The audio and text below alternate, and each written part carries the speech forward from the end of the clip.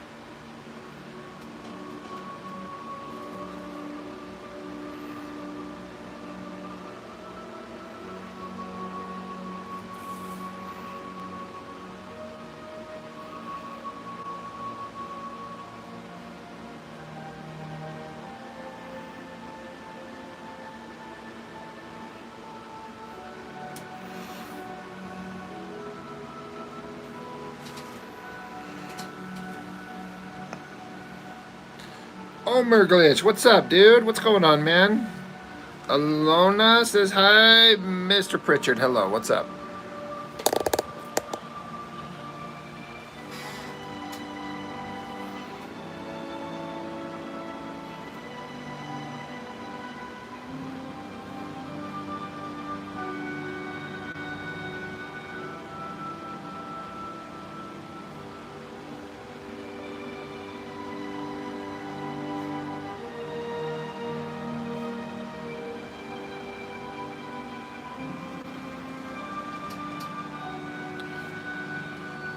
James, say we be want me say it.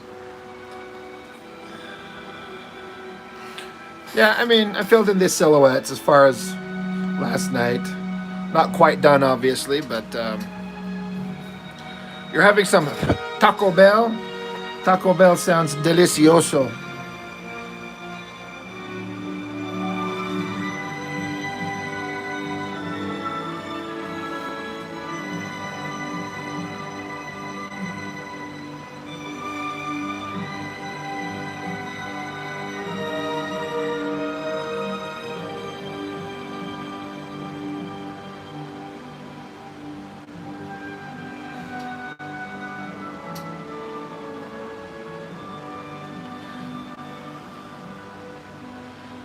Then the bathroom, right?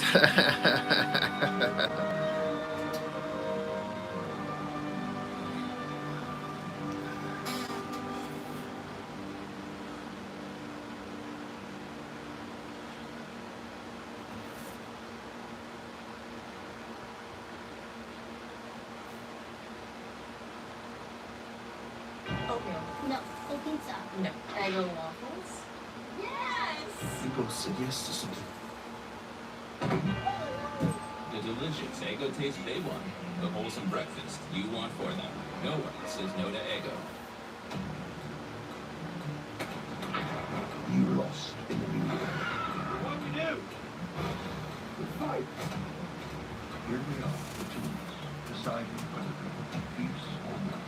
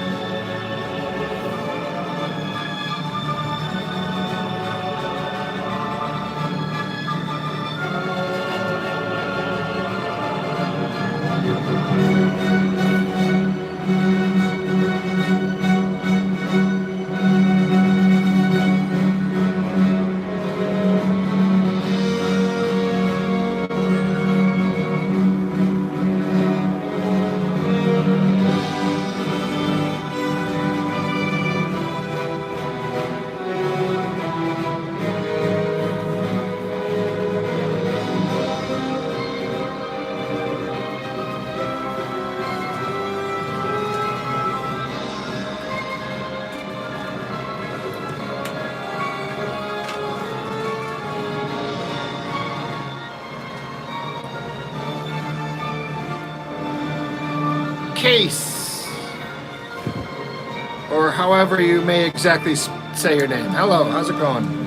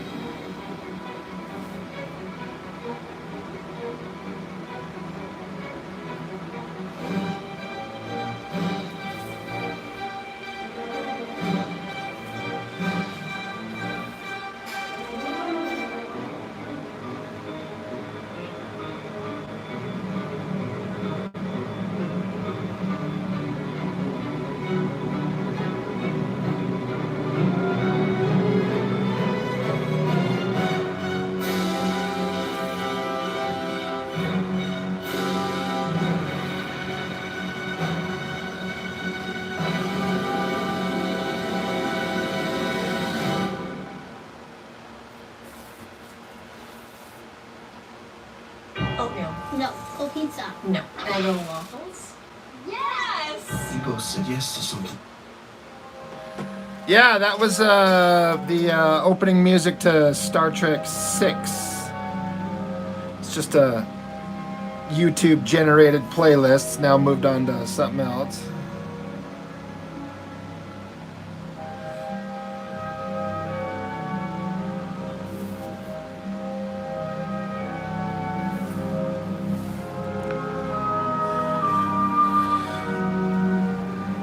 Well, yeah, just the opening credits. Good ear. It's always nice to run into somebody else who knows Star Trek, kind of like I do. But yeah, it was just the opening credits because you know how it is. Right after the credits, then there's the explosion that sets the whole story narrative on its way. But yeah, you know your music.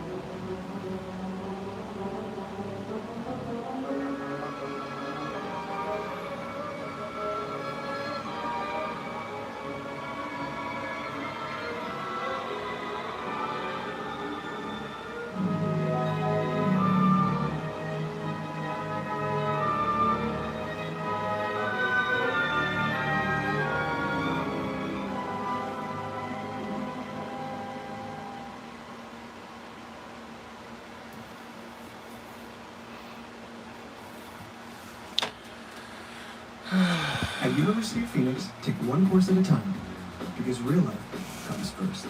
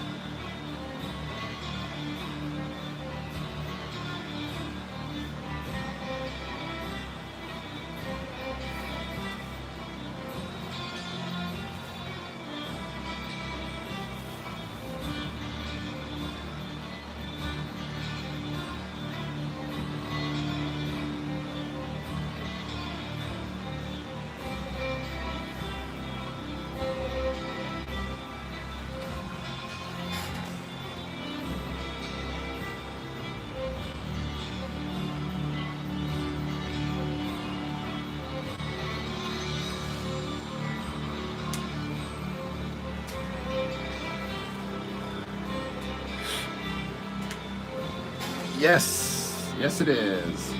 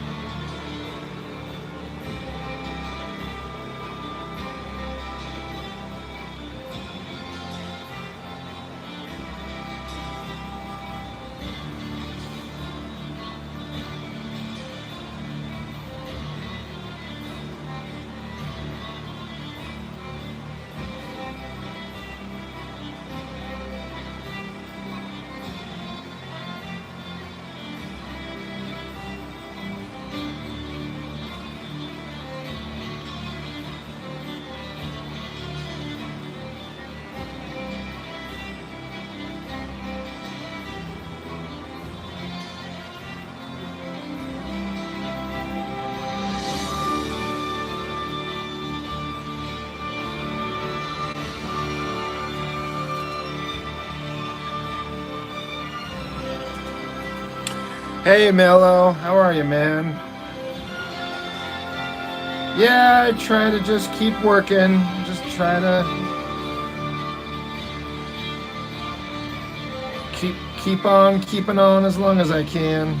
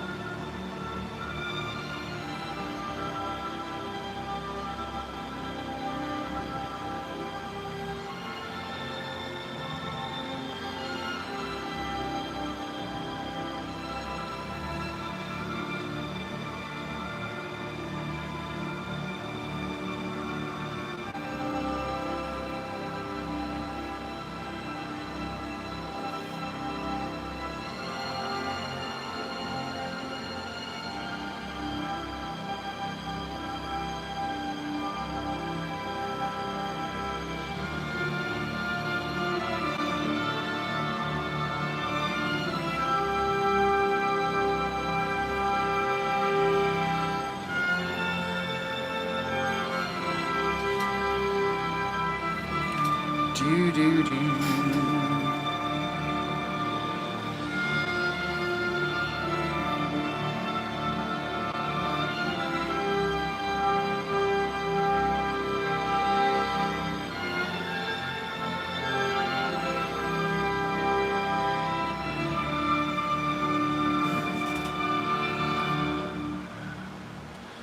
Hey, Danny, you love seeing Rod Norton working on comics when you finish your work for the You day? are the plan, baby. Estoy contigo, no se elabora con oro real. pero se hace con una infusión de hojas de té reales y It's always good to see all my online friends show up. I'm very fortunate to know a very good group of people, and I appreciate you all.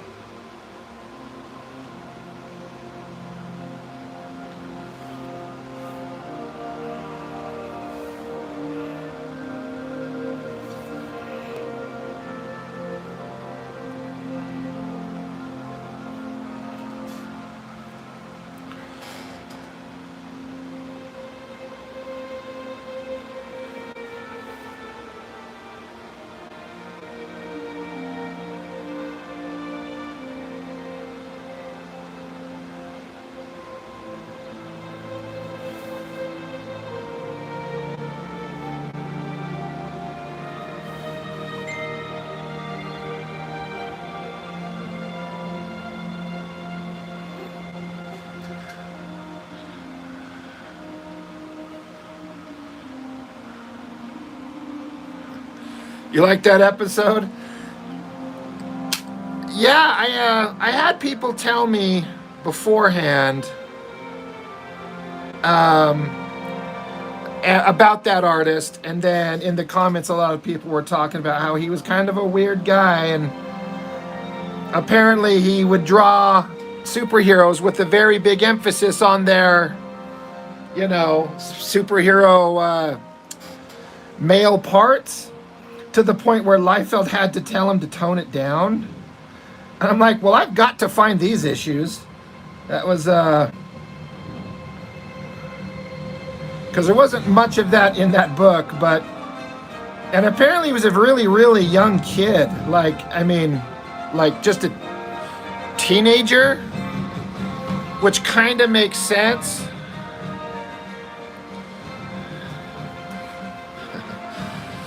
You've had the comic for decades? Yeah, just a really interesting artist with a really interesting kind of approach to his work, but yeah, I had some people in the comment section, and then some people kind of reach out to me privately and be like, this guy was something else.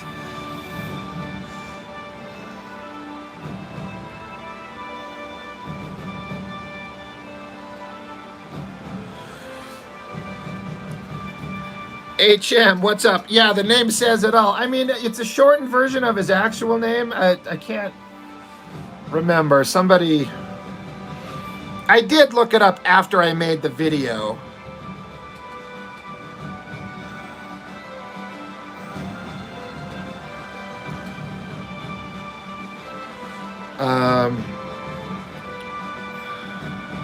Yeah, a weird name, but I'm looking through the comments right now. Somebody looked it up.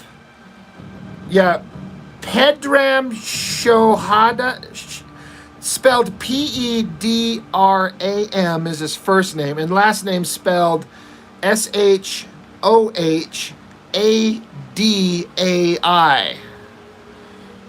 Pedram Shohadai.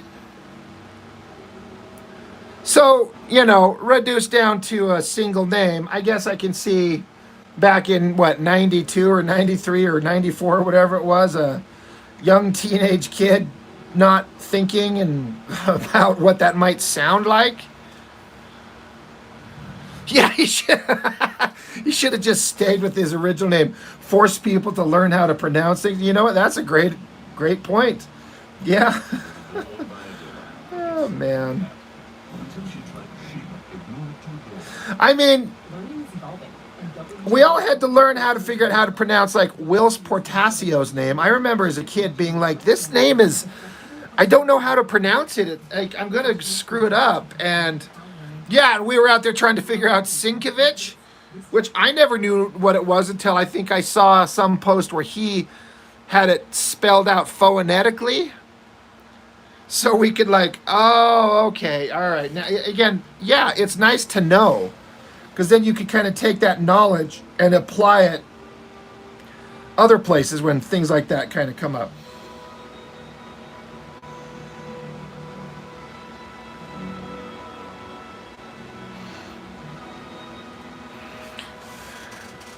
But yeah, Wills Protasio, Sinkovich. All different ones. We all had to like, how do we say this?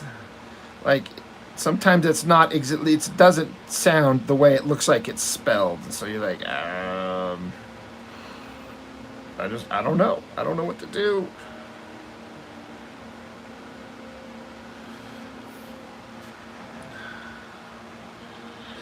Speaking as someone who's had their name butchered a million times over.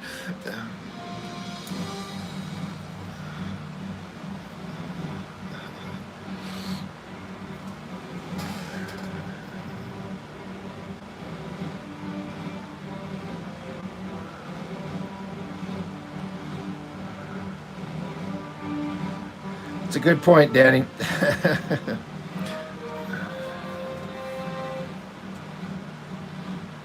HM, you go by HM because your last name is hard to pronounce.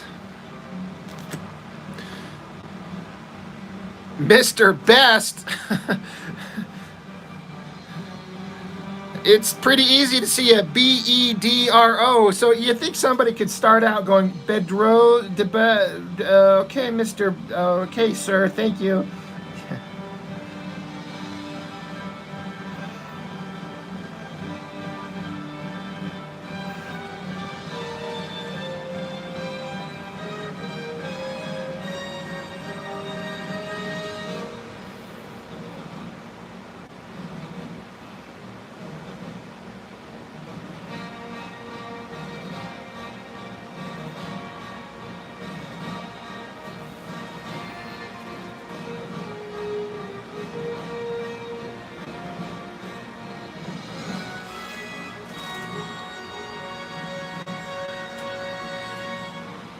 Almost did your comedy album with that moniker, Mr. Best.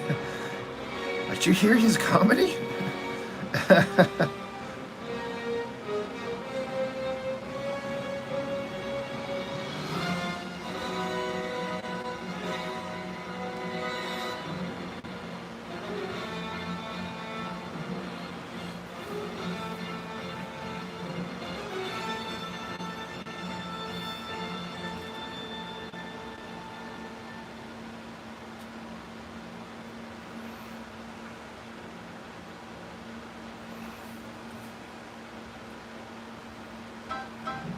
Could you say no to this?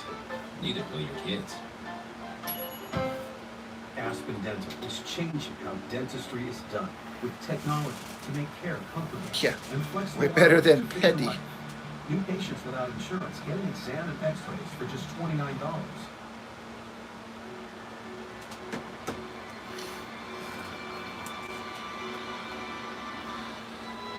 Picture the Atlanta Delta Airlines ticket lady with the long southern drawl. Thank you, Mr. BEST.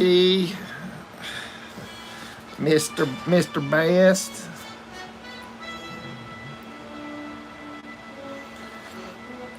Certain point, you're probably like close enough.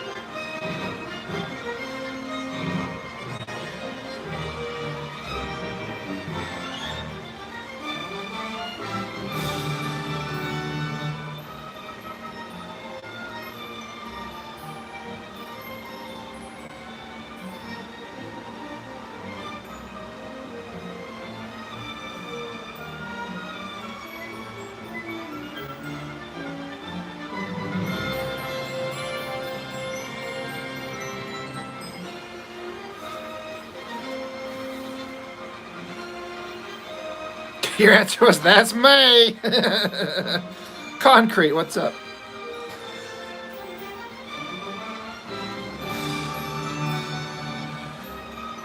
Boy, I'm giving this guy the biggest head of hair.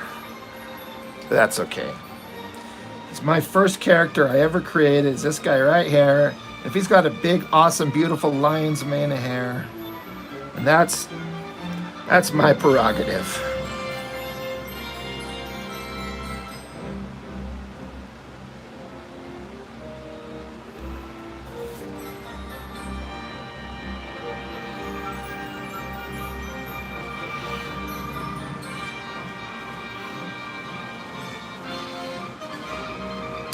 Yeah, so I don't know if, Danny, I assume you're mentioning, like I mentioned, this is my character, my first character I ever created.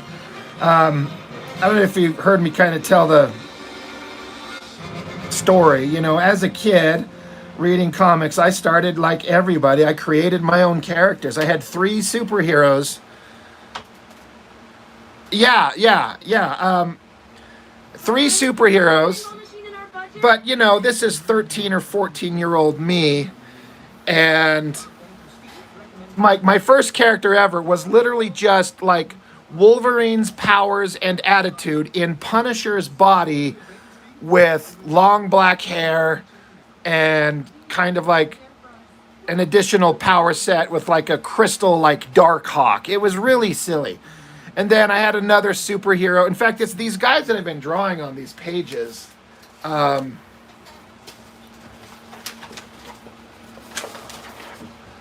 my, disorganized. There is a point that I'm getting to here. Like these guys right here. It's these guys. These are my current-ish versions of the characters. But yeah, like I've even got the comics. Like 3 years ago, I showed like the first comic I ever created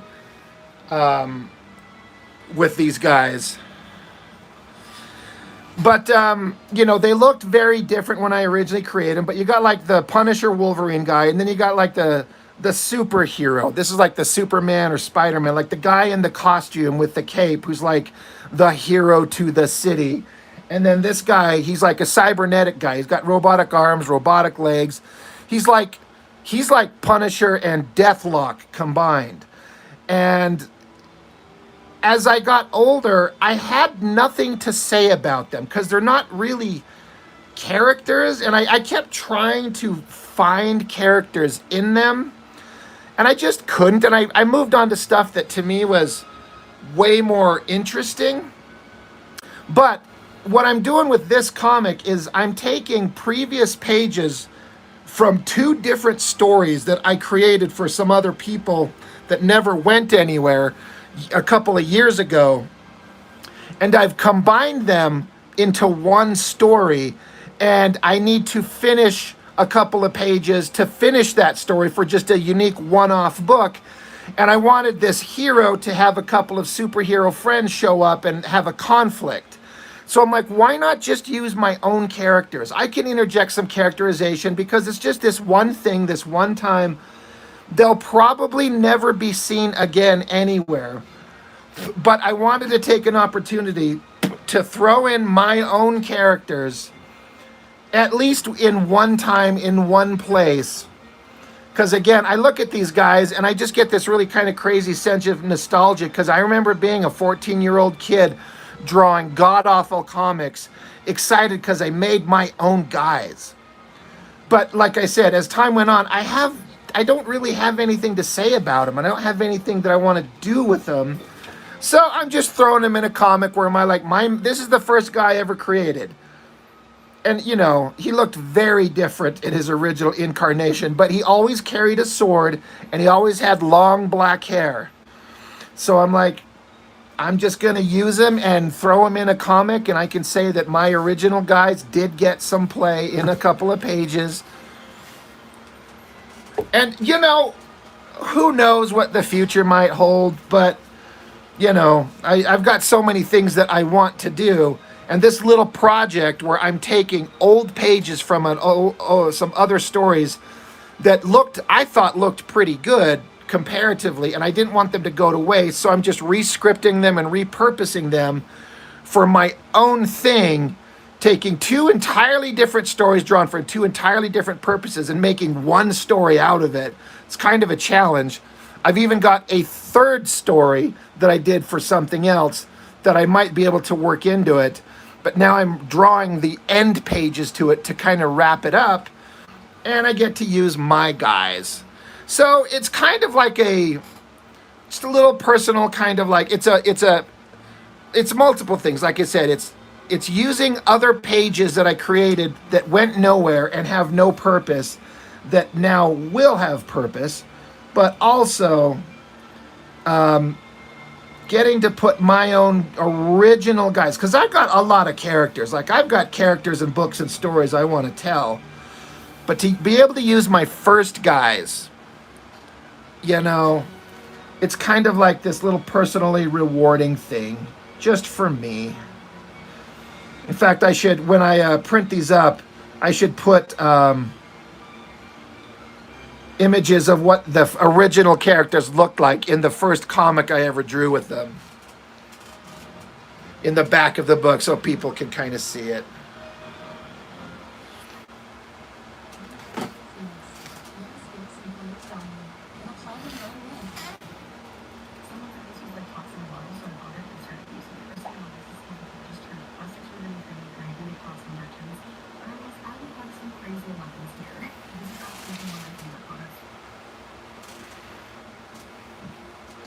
Yes, please do that.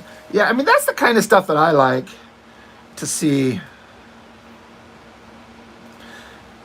God, you know, I might have, just in case anybody's like, I might have that original first book I ever made sitting right here, maybe. Ugh.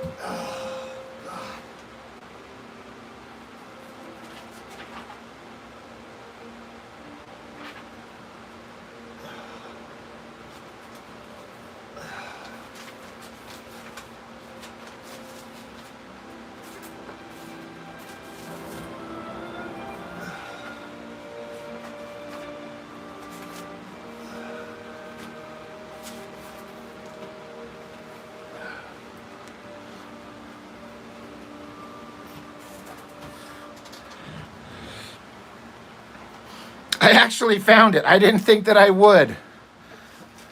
I really should find a way to preserve these things a little bit better.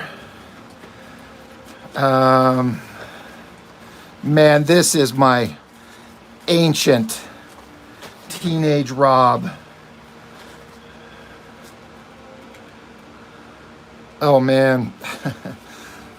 I did group it all together earlier, so like this newsprint sketch pad, this thing is from like 1988 or 89 or something, man. This is so old.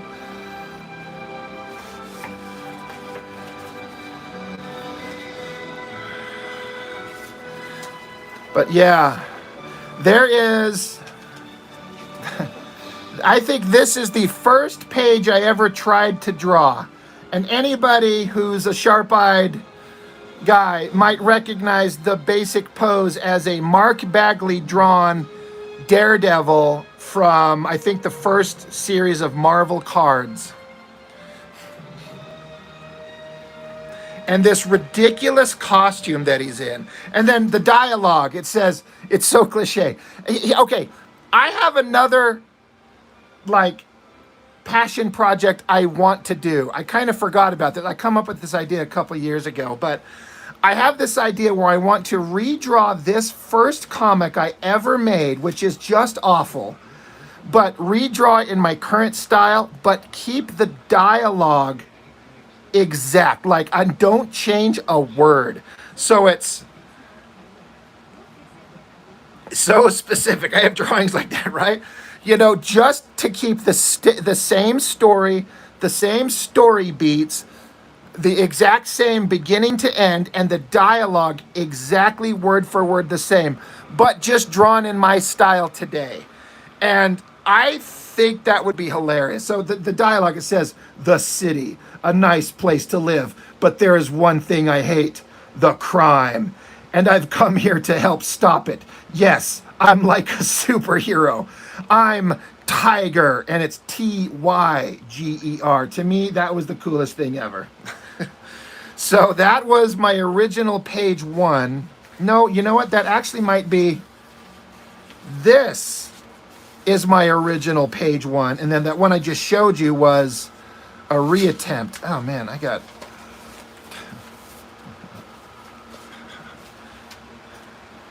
You guys and your moon, right? There's always got to be a dramatic moon in the background. This was me drawing on my own, just a straight-on superhero shot, and I didn't like it, so I redrew it and then stole from Bagley. But and then for some reason I can't begin to explain to you, when I was younger, I couldn't conceive of drawing a page where I put the panels butted up against each other. Like, my brain just wasn't processing it. So I draw one panel, and then I could only conceive of like another panel, so I spaced them out. So I put these symbol things on the page. And this stuff is like the crappiest, like thinnest, like printer paper, I think. But I was like smudging the pencil. Just like my hero hears somebody getting assaulted, so he dives off into the night. Here's a redesign of the character, just ripping off Wolverine's costume and claws. I guess the story's out of order. This is one I did a couple years later where the character was kind of redesigned. There's his long hair and carrying 2 giant swords, the sword modeled right after the Thundercat sword, and then some big monster thing that he was going to fight. I've got that story folded in this stuff somewhere. God, this is a whole other...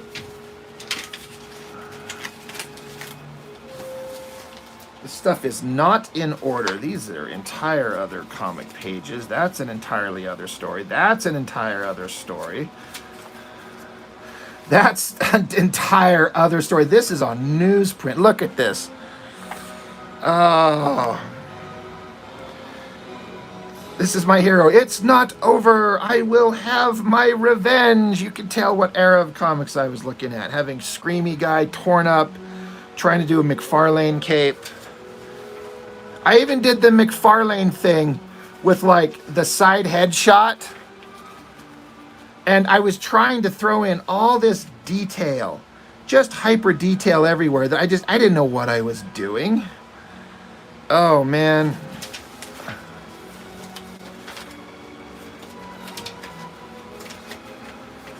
Okay, so these are all separate stories.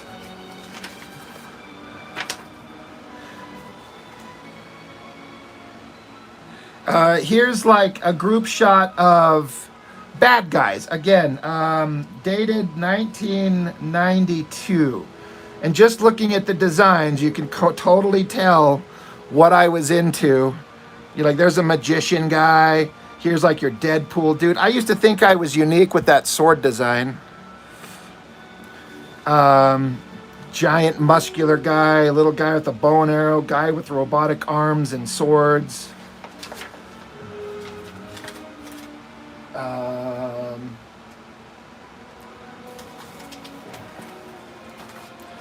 Like, stuff is just, it's so old. Let's see, what else? This is many, many, many, many years later when I think I might have even been in my 30s. I was trying to do like a cartoony style. I'm actually not sure why this is folded in here. I was trying to do like a cartoony style. What did you want to see? On that villain shot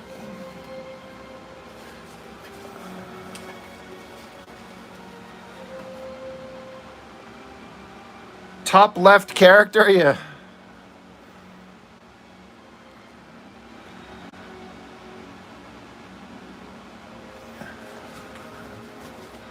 But yeah, I was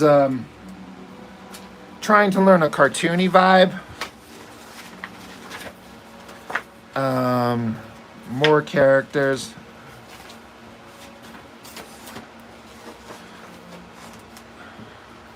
More books. This was done in like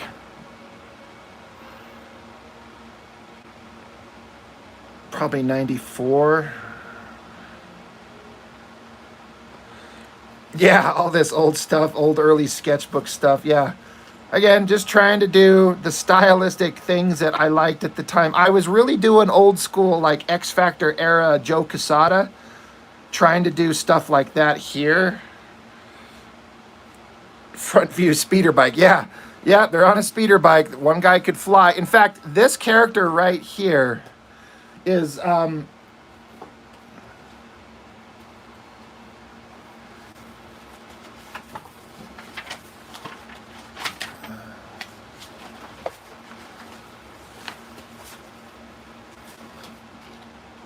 the new pages I'm drawing.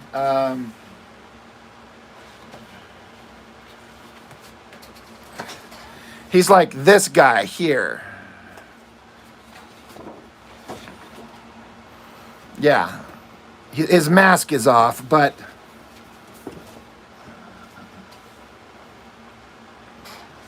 that's what this flying guy is basically supposed to be. But this is a story I was doing with my brother. We were kind of creating our characters and our own stories together, but I was big into Joe Quesada at this time. And then look, I was trying to do some wild panel designy stuff with like broken panels, look like they're on shattered glass. You know, it like there's no reason to do this. It doesn't help anything except theoretically make your pages look a little bit more interesting to just the general audience, I guess. But yeah, just breaking up the borders like that or the panels just to try something different.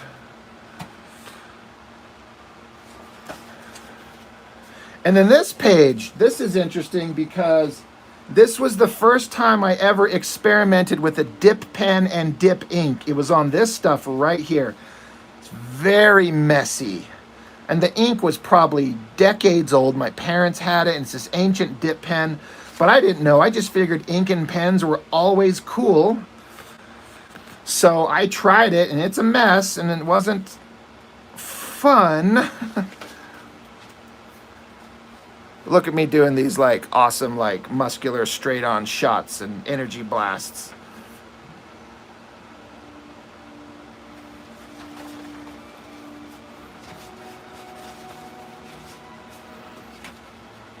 Oh yeah, this one I was using that bottle of ink and a brush. Getting into some crazy stuff going on there. We all got to start somewhere, right? I was trying some dry brush technique to get some effects there. Yeah, this was all dip pen stuff. And it's just a mess. Yeah, the ink lasts for sure. That is definitely like, it stays like very pure black. Like all that ink has stayed very clean in terms of like how it hasn't faded or anything like that.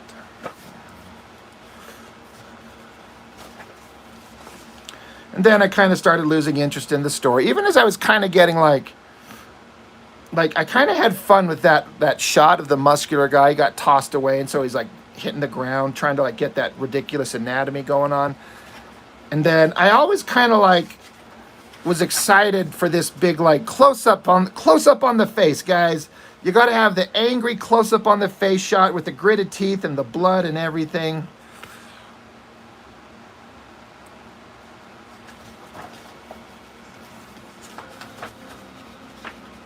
And then again, I was, trying to do some ambitious shots with anatomy and things. Yes, always the close-up on the face shots. It's not a 90s comic if there isn't a big screamy face.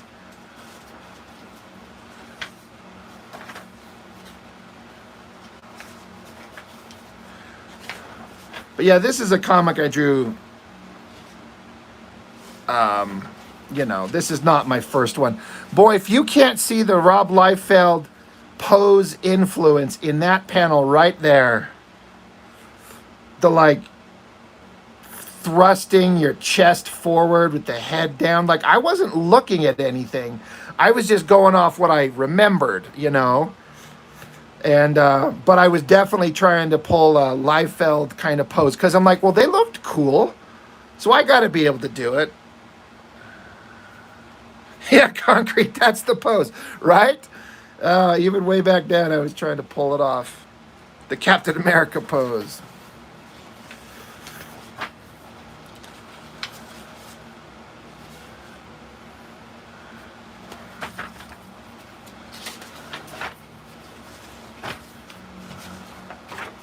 So that's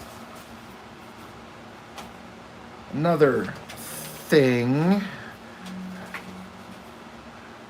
Then in here, what do I got in here? This was a story where I thought that it would be a good idea for me to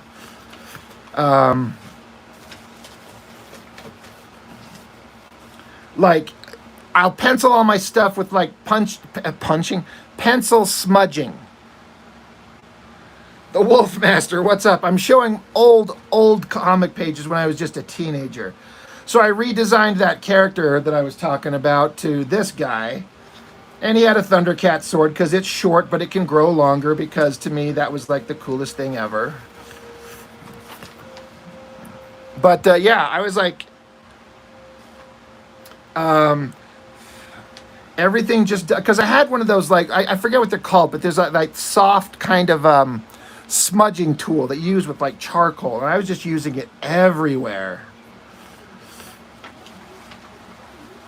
Got a warped, weird perspective with the... Yeah, it's got a wrong perspective. And I was also using details off a Game Boy Spider-Man game where Spider-Man's climbing up walls, and there was just like simple edge bricking and like little patterns of brick visible. Just the most basic stuff.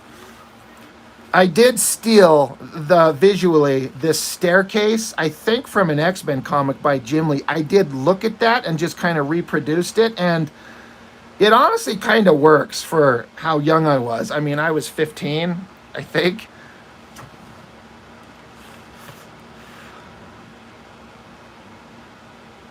Got our muscular hero walking through debris.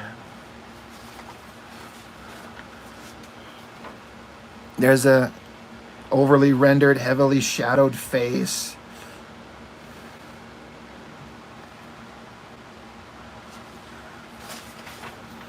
And then a big giant monster comes out of the shadows. And then I was influenced by Dale Keown in Pit.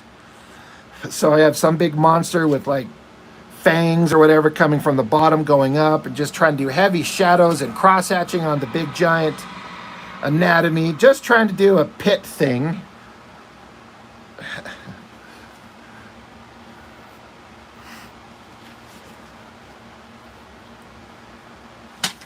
So giant monster, you know, my hero turns and he looks, and look of surprise and shock, and he gets punched.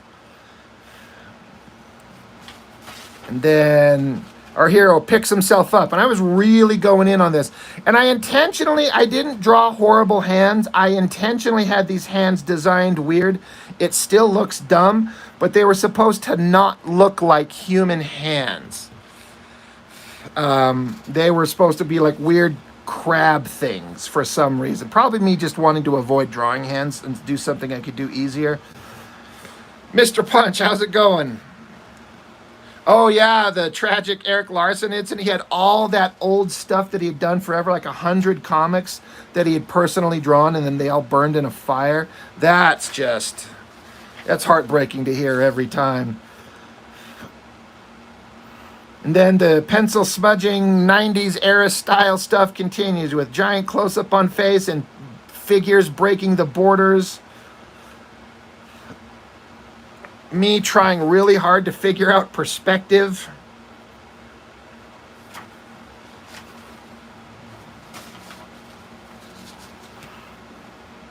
I wanted to help the reader along, so I put an arrow to show that they're supposed to go from here down to here. Because the monster looks up and our hero jumped up out of the way. Now he's hanging onto some rafters. Then he kicks the monster in the face and punches him in the face.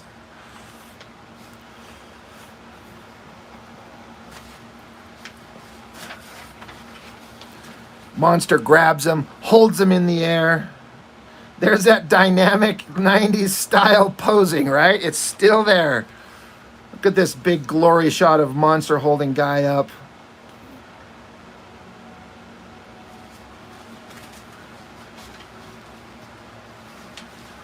With the arrow, yeah. Well, I was like, I don't know if people will understand which way they're supposed to go. But I do remember as I did this, I got tired of the pencil smudging thing. It ended up being not fun after doing a bunch of pages of it. And so I did get kind of done and with it and just kind of like abandoned it. But yeah, it ends on this where monster's like, he's defeating the guy. And so my hero, we get big close up on the face and close up on the sword. And, you know, there's blood and shadows and ragged hair. Yeah, I've got this dated January 8th of 1994. Good job, Rob. I did something I never do, which is date a thing. So that was all of that stuff. And then what else do I got in here? Oh, yes.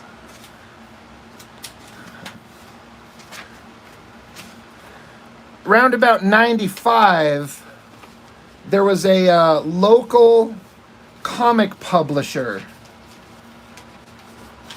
that is called Newcomers Publishing that was taking submissions to publish comics. And so me and my buddy from high school, we made these things. And I made a dumb decision because I didn't know anything. For some reason, my dad knew I liked to draw, so he'd always kind of snag on to paper and stuff. And for some reason, he found this paper that's like this glossy, smooth, hard surface that's horrible to draw on and ink on. But because it was this nice, flashy, glossy stuff, I assumed this is good paper. And I've been drawing on newsprint and printer paper forever, so this stuff I just assumed was brilliant, and I had the hardest time drawing on it, but I just kept at it. We start out with a city shot, which I took right from a McFarlane comic. And then we cut to an alleyway scene, which I took from, I think, Cyberforce #1 by Silvestri. And then we get the feet of a warrior. This is those pages I was showing you. I keep like... This character here is this guy here. I think this is the first pages I ever put him into a comic. So this dude here is this guy here. More backgrounds in my... And I was 17 years old. Warclaw is his name. My character's name, the guy with the long hair and the sword, his name was Tiger. The superhero guy is White Shadow, because I thought that was cool at the time. And then Warclaw is the cybernetic guy. But he's running, he's jumping, trying to get away from something. And then another thing that sucked is the ink that I used you could lift it off the page. I bet you, let's see if it still does it. I'm like, this shit is from 1994 or 95. But if I touch my finger to it, to the ink,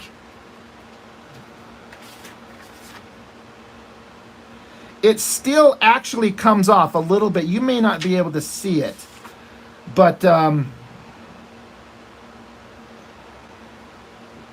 it would come off so easily. So when I stored these, I had to put a piece of paper in between them so the ink wouldn't stick to it. But yeah, so I had the worst paper to draw in pencil on, the worst paper to ink on. It wouldn't stay on the page, but I thought it was good paper because I'm dumb. So my guy, he keeps running. He's getting away, and then above him are these cybernetic robot things that are capturing him. We're trying to chase him. Blast the ground at him. course, he's got to pick himself up. I'm trying to do metal texture. And then this paper, I was using dip pens. Like, I was inking with a tool exactly like this, honestly. It was this exact type of tool. Not this one, obviously, but one just like this. This big, thick tip. But I couldn't do straight line. How do you do straight lines with one of these? Like, I kind of understand how you do it now. It still sucks. But so I would just, this is how I drew in these buildings. And so they're terrible looking.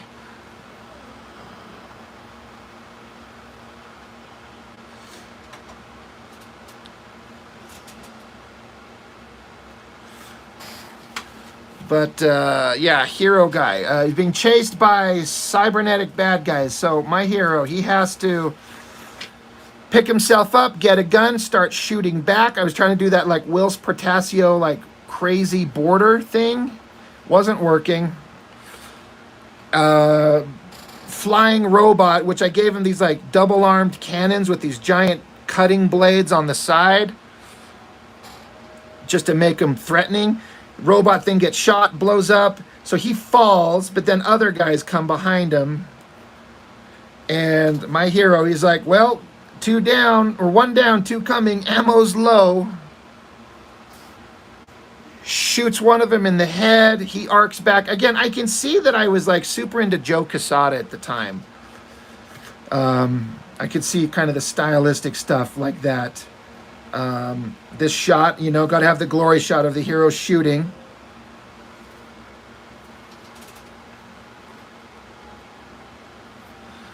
After 30 years, it still comes off. That's crazy. Cybernetic guy comes flying down. Blasts at the hero. Hero ducks. Hero gets one of his robotic arms blown off. Falls into the rubble. Robotic bad guy's coming up to him. Looks like he's giving him a piggyback ride. But then we see that on the next page,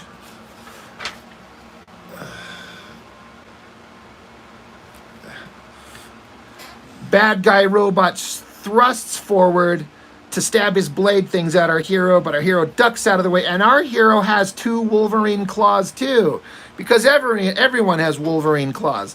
Knives snap out of his hand, and hero stabs bad guy right in the guts. Again, I was getting a little bit more control over the tools. That's a pretty clear drawing, you know, all things considered for 17-year-old me.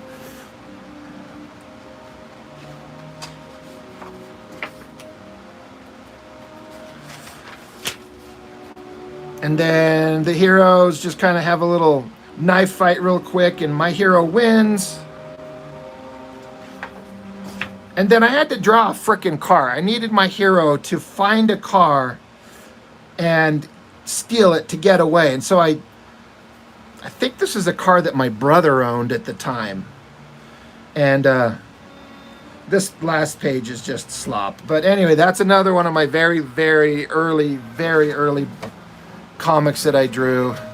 Again, not the first one, but I was very enthusiastic. What is in here? This is the oh shit, that's funny.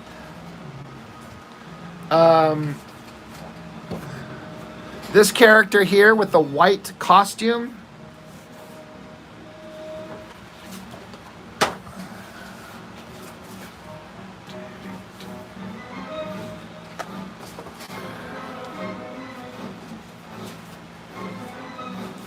Yeah, this guy here, the very simplified white costume, this is what he originally looked like. What the hell was I thinking? This is literally the first drawing of this character I ever did. Weird giant glass goggles, lightning bolt designs, pointy costume elements, weird X-shaped cross things, straps, and he had laser things, kind of like Psylocke, except they're just lasers. So my original guy had claws, like Wolverine. My cybernetic guy had claws. And this guy had laser weapons at the end of his hand. So I was really into, like, cutting weapons at the end of characters' fists. Yeah, this design, I didn't stick with this for very long. Like, I moved on from it very quickly. But again, 14-year-old me was like, look at that. I remember I drew it at school and took it home, and I couldn't wait to show my brothers. There's another one of my original drawings of my character. This is the thinnest, crappiest printer paper you could ever imagine. It's paper thin. Okay, these are pages of that original comic, that first one that I was showing you, but these are pages at the end. These are drawings from my brother, my younger brother. I need to get these to him. He probably...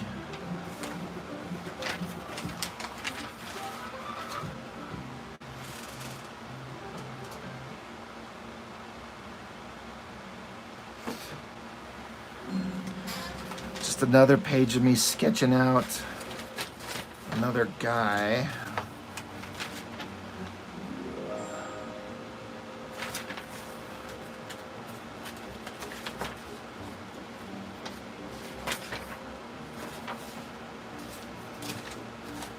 Gosh, I don't even remember this one. Boy, there's a 90s character. Symmetrical pants tears, clawed toes, clawed fingers, sideburns, and a ponytail. Yep, he's there to fight my hero. He's totally not Sabretooth. Yeah, right, Concrete. LL, what's up? We're kind of looking at some of my old art. This is from my brother. Holy shit, I cannot believe. Okay, so I cannot excuse the fucking dialogue on that page. This is my brother's art, but we were like, I was 14 and he was probably 11. That is not okay. It says eat fist fag. I can't believe that's in there. I don't remember that. That is not okay. Holy shit. You know, we were dumb kids. We didn't know anything. Oh man, that's kind of embarrassing, but let it never be said. I won't show. Yeah, this is... I'm gonna remember that line, right? Yeah, this is a bunch of stuff that belongs to my brother. These are all his characters, which he's actually... Here's the ironic thing. These drawings and these characters belong to my younger brother, and he is just finished his own brand new comic where he utilized these characters in a redesign for a new story, kind of the same that I did. So it's kind of fun to see him take these old designs like I've done. But look, Infrared, this was a design, and he's been, like, this is 93, yeah.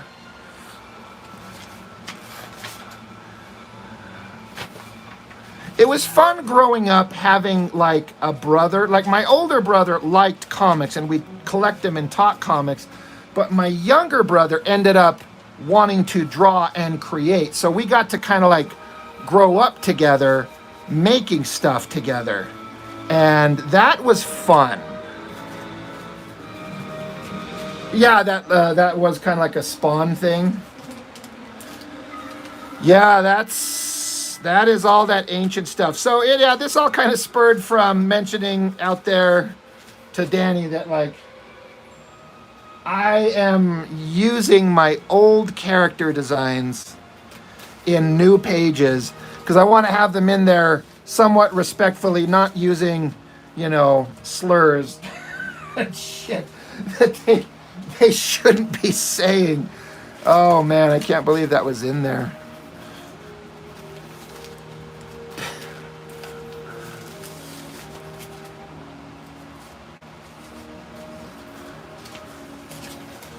Yeah, put these away. Yeah, this is I would like to think in the future my kids will find this shit fascinating. Like if my dad had a pile of stuff like this, I would cry tears of joy. You would have no idea, you know. And but he doesn't. My dad talks about shit he used to have and he used to keep and hold on to, but then he threw away and got rid of. I do have that one character, Laser Fag, but it's PHAG. And it's an acronym. That is true. So I always hope that my kids, when they get older, maybe they'll have some kind of like... Yeah, Jerry, good eye. I didn't even show it, but my brother drew that for some kind of school project, and then he cut it out and kept it. And it was like a redraw of a Portasio Colossus. Good eye. You caught that as I just kind of folded it up and packed it away.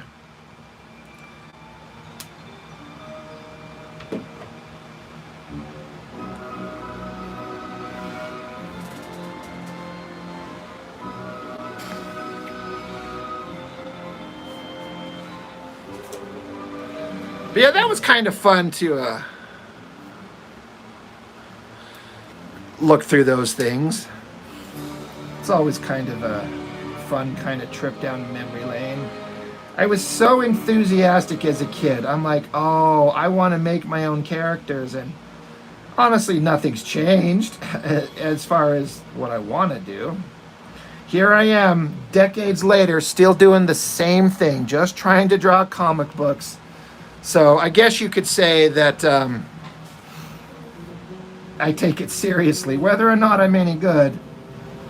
But yeah, it's all I've ever wanted to do. Ever since I discovered comics and then discovered that I could draw, which was a couple years after I discovered comics, I'm like, I can draw?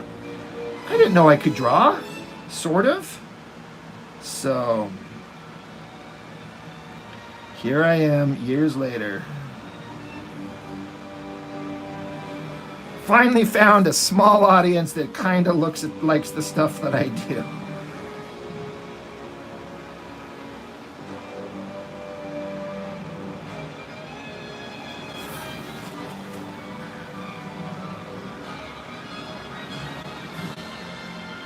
Yeah, Jerry, you would love to find a box of someone's old art, especially comic stuff. Yeah, that's me, man. I find it so interesting to see what people were into and what their like young mind and teenage brain or whatever it might have been was into at the time. Sheldon, what's up, man? You missed it. I mean, you could always rewatch this thing. But I just had busted out a couple of folders of my oldest, earliest comic pages that I made that are simultaneously horrible looking but charming. Just that youthful energy of like, look what I'm gonna make.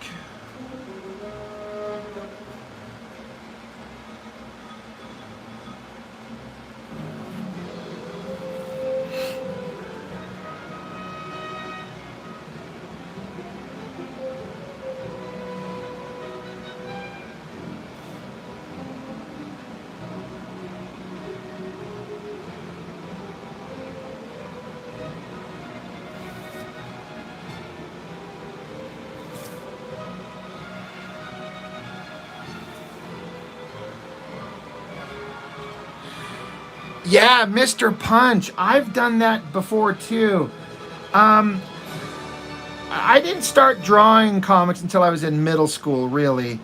And there was like one guy who I knew that liked to draw, but I could never really become friends with him. He just never, like, he was nice to me, but he never seemed to want to be like my homie. So it wasn't until my family relocated from southern Utah to northern Utah where I started a new high school, and I ran into a whole group of kids, like 4 guys in art class that I could, like, across the room. I was sitting by myself on day 1 of 11th grade, and I was looking at the art room in art class, and everyone was kind of grouped together. There's like a group of like the cute girls and a group of like the jock guys, but in the corner were these 4 guys. And I could tell just by watching, I'm like, there's the nerds. There they are.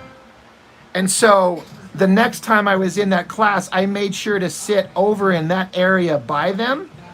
And I became best friends with all of them. And 2 of the 4 I still talk to this day. In fact, I was talking to 2 of them today on a text thread talking about comic stuff.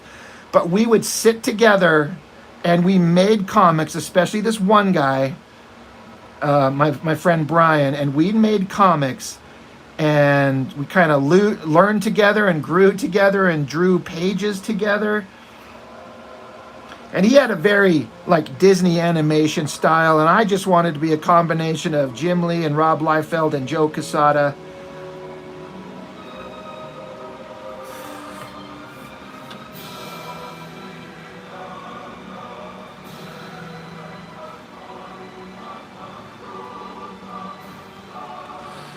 Your old art, you would go to school and show a lot of people, but everyone looked awkward because I just started drawing at the time.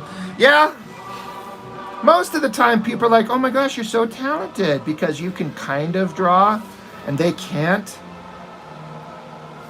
But then you go back and look at your old stuff and you're like, man, I was really brand new. It's fine, you know, to be new and not know what you're doing. We all start somewhere. We all can't be Joe Madeira, or however you pronounce his last name, who was just like brilliant from like the word go, getting like internship jobs at like 16 years old or whatever it was.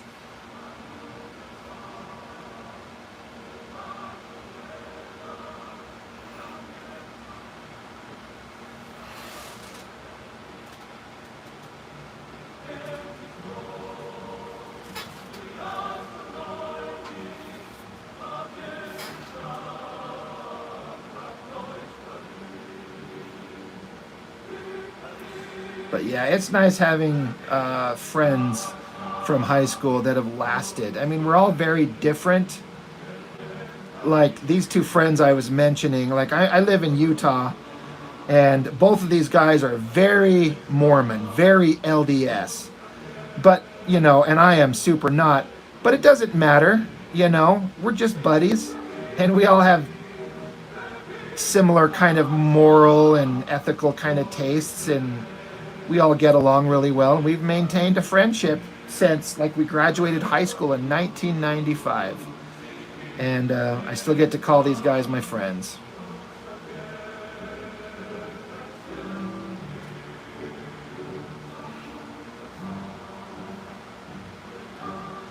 Mr. Punch, same here. My friends did a manga style and I was in my Sam Keith stage. Good, right?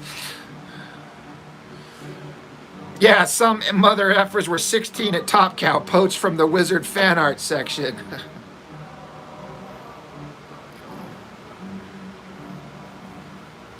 Panda, what's up, dude? Ronald Plump, what's up? Jerry, how many Image knockoff type comics have I reviewed? I mean, you talk about just like indie books from just like indie creators, because I don't know. I would say only one, and it was brilliant. It's Mitch's book.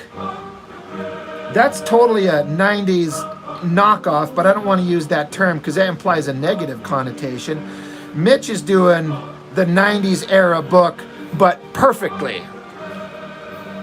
He knows exactly what he's doing to make the perfect book.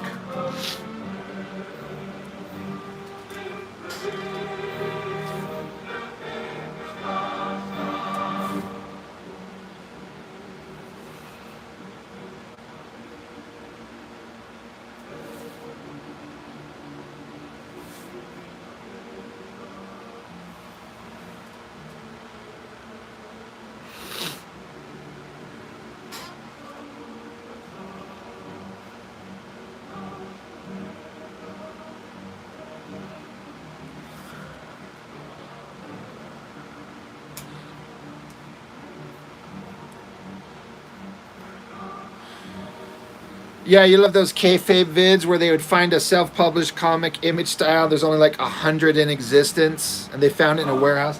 Yeah, those are like treasures, right?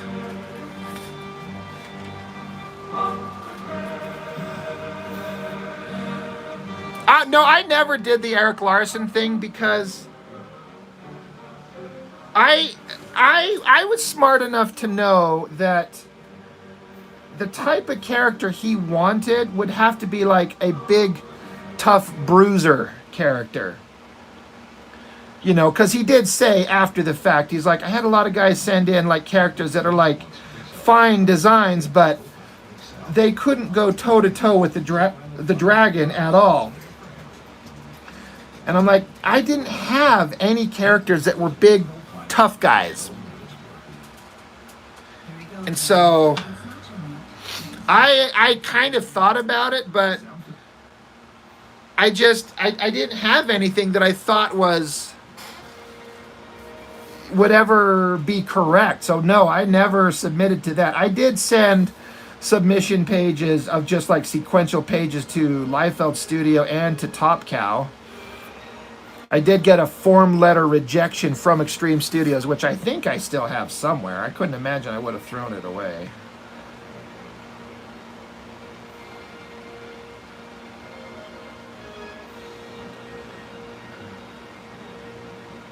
But yeah, I don't know what I would have sent Larson, a character.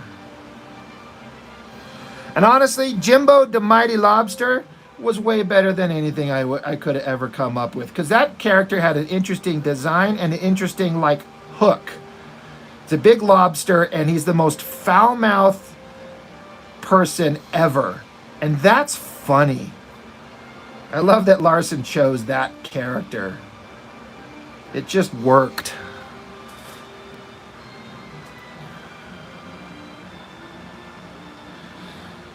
Yeah, Jesse, Jimbo the Mighty Lobster. Yeah, Panda, you didn't know about that? Back in like early Image days, Larson put out a contest. He's like, send in your character and I will have him show up in an issue of Savage Dragon and he will fight the dragon.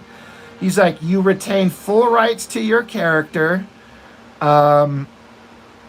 He's like, I'll send you multiple copies of the book. Blah, blah, blah, bling, bling, bling, blah. And he eventually later said it was a very fun thing that he did, but it was also a huge pain in the ass. And also a lot of people accused him of stealing their character design for later issues. And he took that very personally, because he's like, yeah, I don't do that shit, guys. I didn't steal anybody's anything just because you have a character that kind of looks like one I created when I was 12.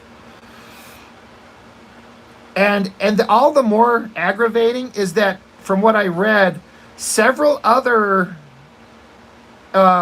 Image Comics creators wanted to hit that guy up and use Jimbo, but apparently the guy had no interest. He did not care about having his character show up anywhere, and then eventually he died, and he's dead. But yeah, people wanted to, Larson said in the letters page, he's like, some other Image guys have hit me up wanting the contact information for the creator of Jimbo the Mighty Lobster, but the guy just didn't give a shit. And so I kind of wonder if it was just a guy who just like on a whim, just kind of threw it in there just because he thought it was funny and never in a million years thought that he would actually win. So he's like, oh. He's like, I don't give a shit about this. But there was an opportunity that a bunch of us would have just died for. Let my character beat the shit out of Dragon and then have like, I don't know, Dale Keown be like, hey, I want to have him guest star in Pit.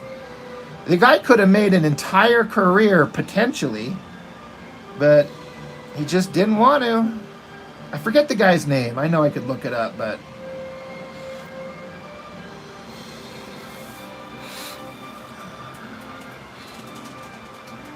yeah, it would have been a dream come true, for real.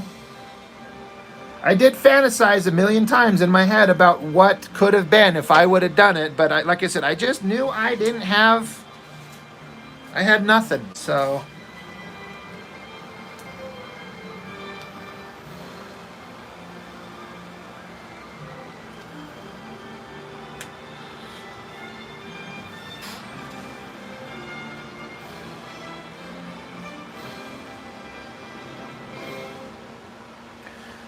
But it was pretty neat of Larson to do that for the fans. Like that's a big deal.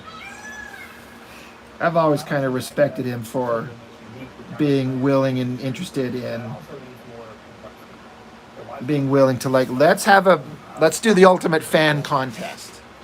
You win 5 out of 10.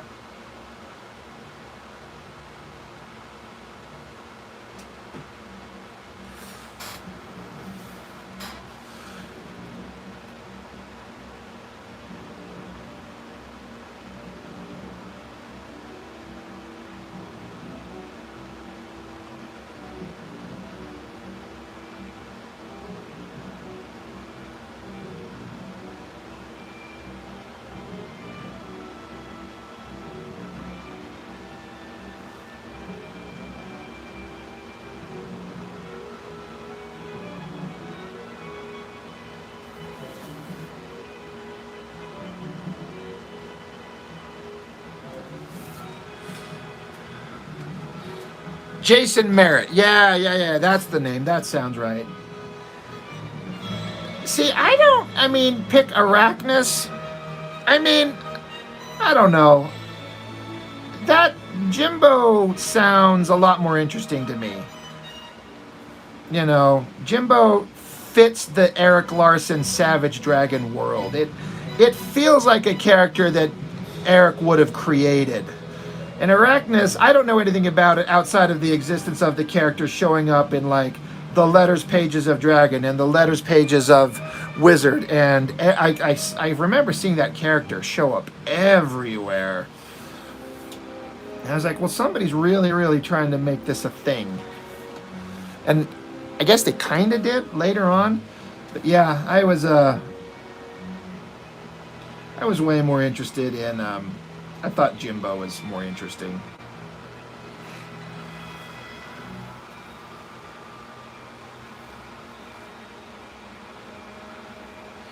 Jerry, that contest was in like 1993. Or 94. Forever ago. This is ancient news.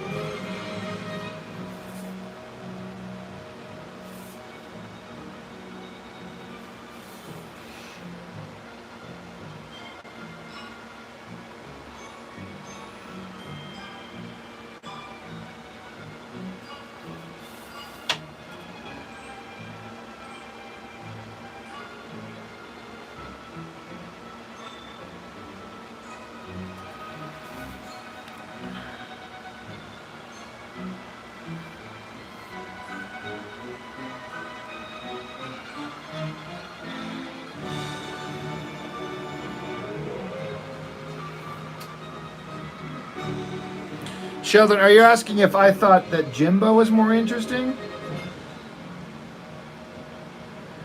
From a visual sense and then a character sense after reading the book, I feel like Jimbo was more interesting in terms of guest starring in the Dragon.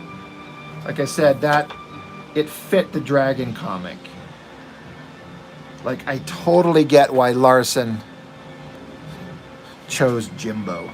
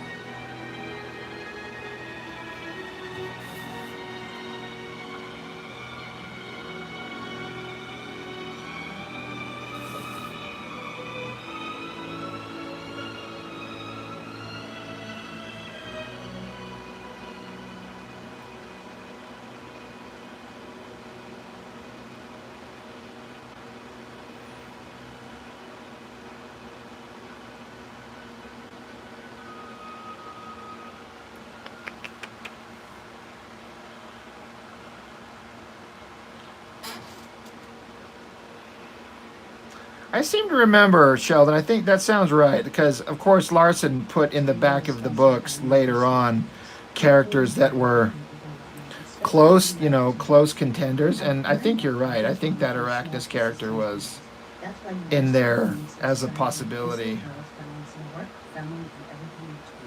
Their courses are 5 to 6 weeks long, making it easier to stay on track. And with 24/7 online classrooms, learning can fit into your schedule, not the other way around. Visit University Phoenix to learn more.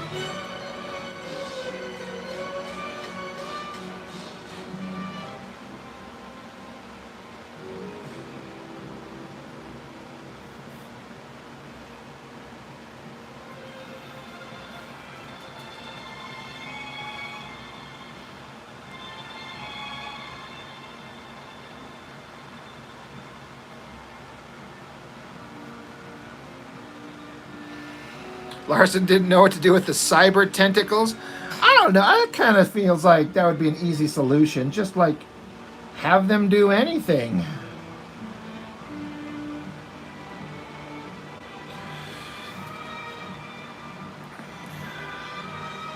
Panda, you miss the days of character and fan art competitions at art submissions?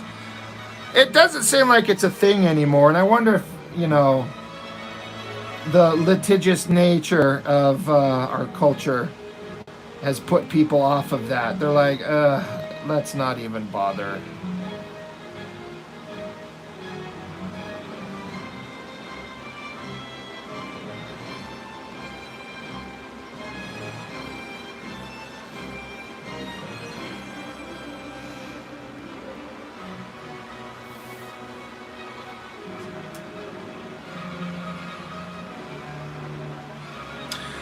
Right, there is that Ghost Machine contest. That's not exactly. I mean, that's just drawing their characters, though, not submitting your own character, right?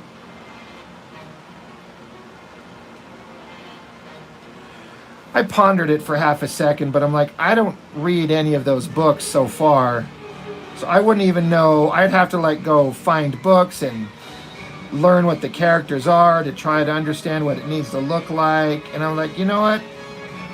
I don't care. I got my own comics to make.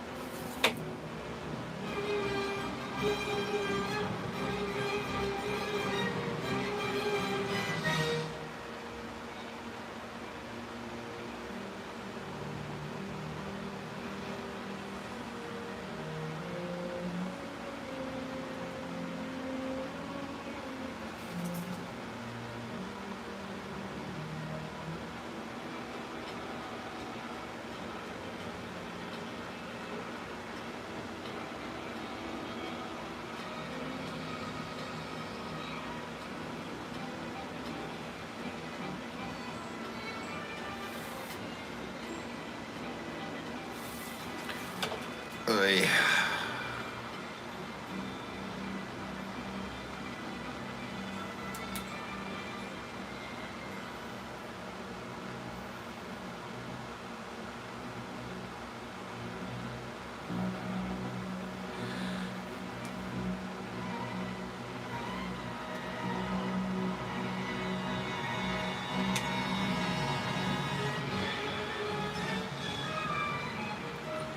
Jimbo, duh, Mighty Lobster, yeah.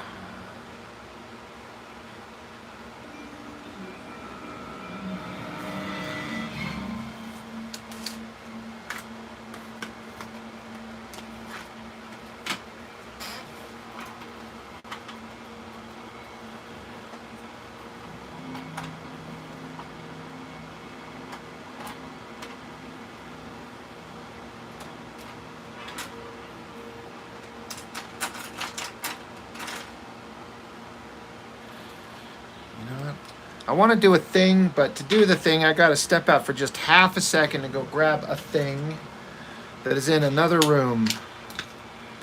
So give me 30 seconds. I shall be right back.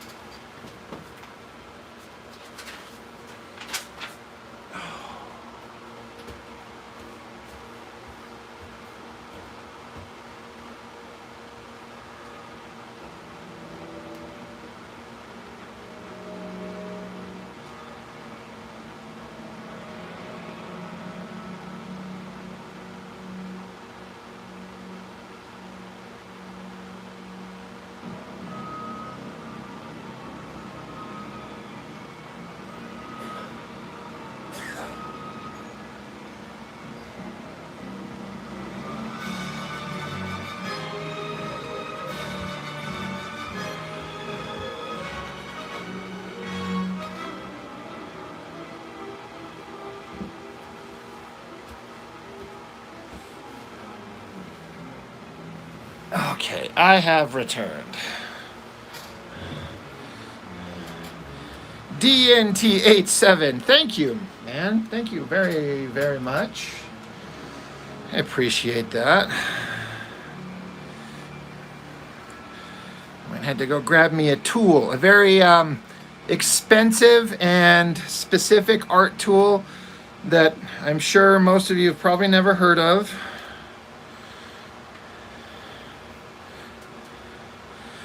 It's called a Q-tip.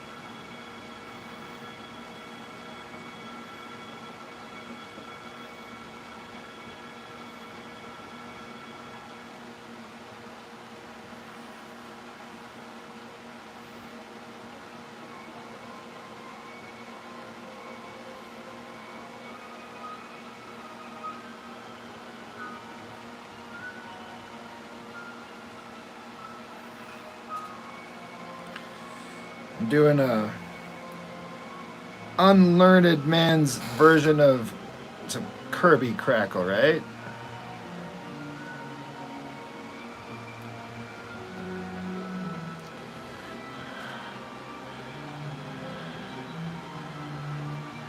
I was grabbing another thing.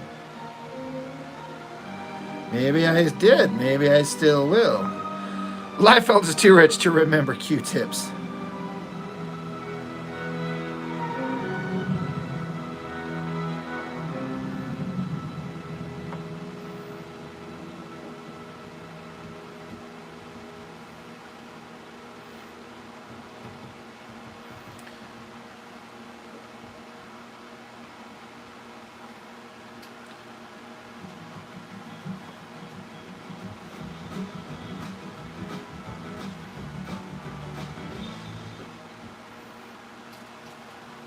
Why does the camera become yellow on my teeth?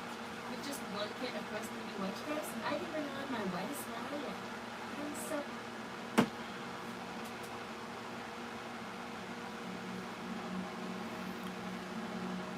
Trying to be careful to not accidentally spill this bottle of ink on the page. That would be just the worst.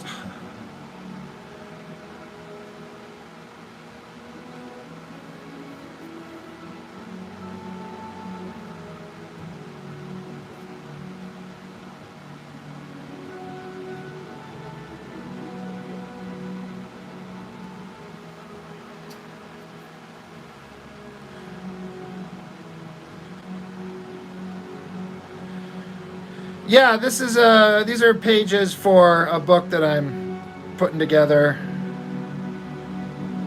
I've got multiple projects I'm working on. I've got one book that's already pretty much done, and I'm gonna try a crowdfunder here shortly. I'm about 15 pages into the sequel of that. But then there's this thing, which is kind of just a random little side project that's me finishing old work with old pages just for my own kind of entertainment and ideas. So I got multiple projects going on. Yeah. White paint and do the opposite. Yeah.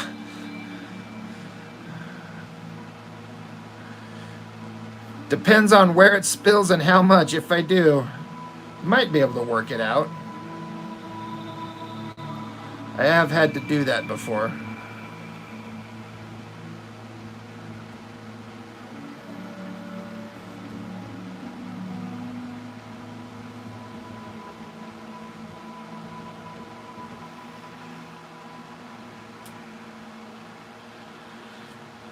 Yeah, Jesse, I've reviewed every. Well, I'm currently reviewing every issue of Savage Dragon on my channel. I'm up to issue 31.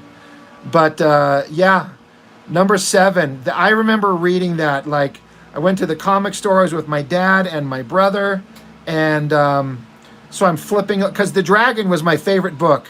It was so good, and I remember flipping it open and just seeing it. Like, very quickly, I realized it was all splash pages, and I had never seen anything like that before. I didn't even know it was a concept you could do. So for me, this was Larson being wildly innovative. You know, I didn't know enough that it obviously been done before, but that was one of the most entertaining comics I'd ever read in my life. I loved it so much because it was built up to the build up to it was what was important. This villainous character who talked tough, but looked like most other supervillains in the comics, but this guy beat the ever-living hell out of Dragon, like, decisively, easily, simply, and that just wasn't anything I'd ever seen happen in any of these comics. I mean, that doesn't happen. The hero doesn't get his ass kicked like that. It worked so well. So it's one of my favorite books of all time. I think Simonson did one in a Thor run. I've never seen it, but I think I heard that in connection to the Eric Larson one. Like, I always wanted to try it because this guy did it.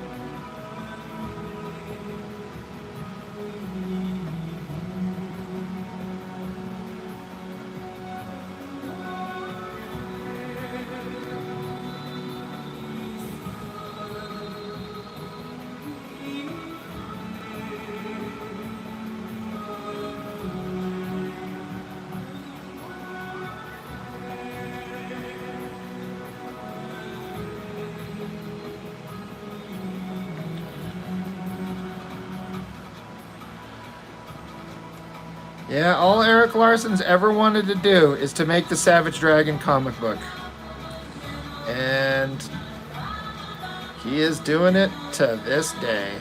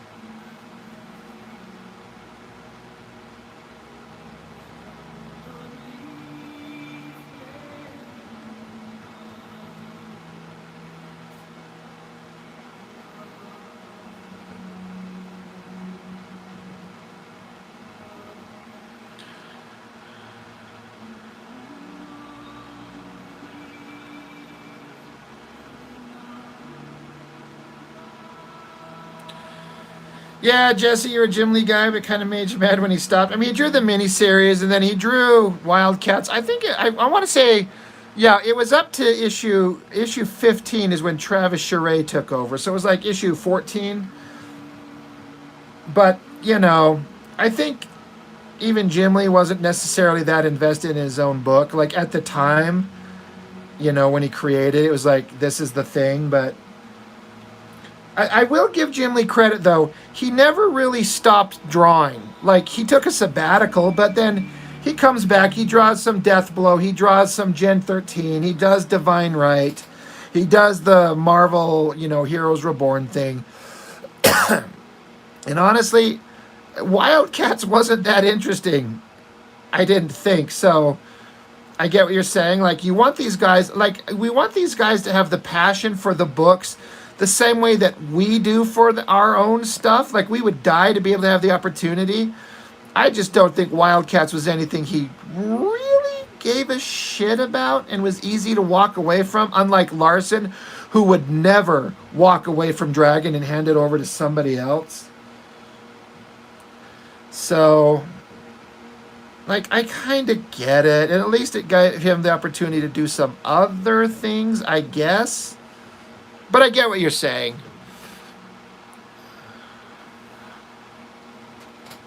But yeah, Dragon for me, in its heyday in the 90s was there was nothing remotely close to being as good. And it all ended with issue 75, and it's never been the same.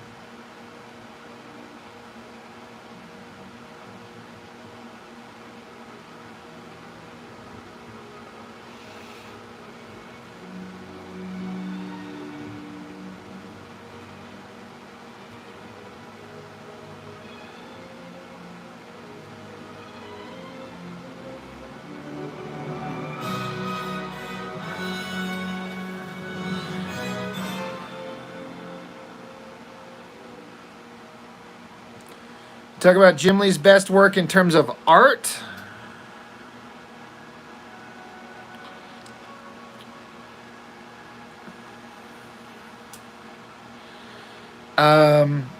For me, the best art Jim Lee ever did was his Uncanny X-Men run. And then for me personally, artistically, the best thing he's ever done since then, I loved his Deathblow art style. I know he was just trying to do a Frank Miller Sin City thing, but with Jim Lee inking himself and leaning into heavy shadows, that looked the best. I wish he would have drawn All-Star Batman in that style. That would have been perfect. But nothing beats his Uncanny X-Men run.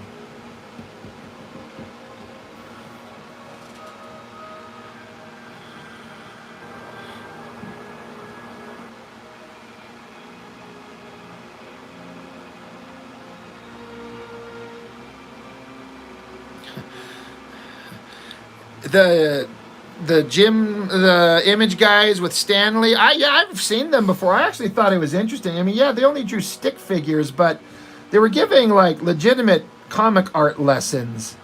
I would have liked to have seen different stuff for sure, but I thought those were fun.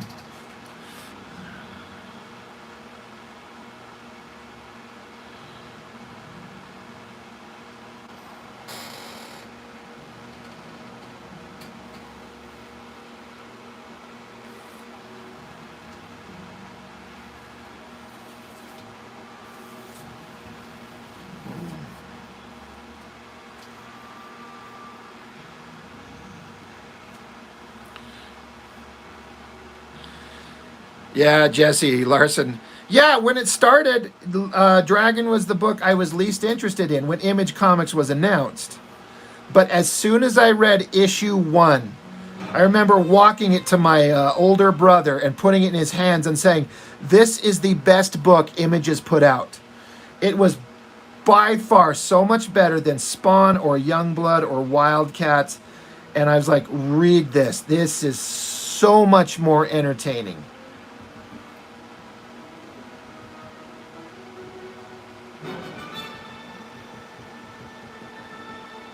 And he maintained that all the way up to issue 75, and then he changed everything, and it never was the same again.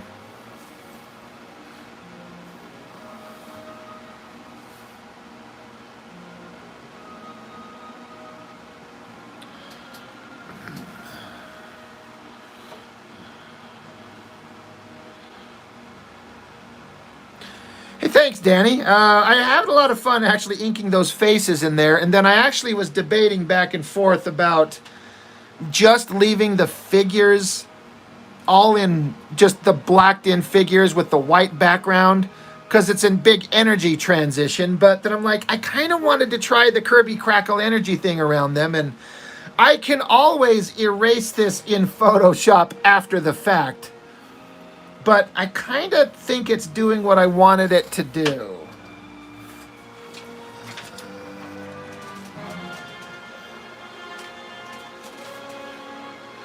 Sheldon, Valiant has a Kickstarter showing off Quesada's early work with them.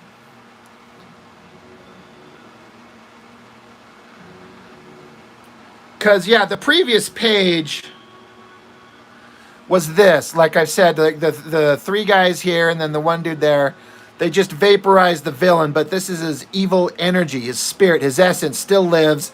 And then he forms into a giant screaming ghostly figure, and then there's a giant burst of energy that envelops all of them, which is all these guys here, including this female character who got her head cut off way back on like page 3, which you guys haven't seen really.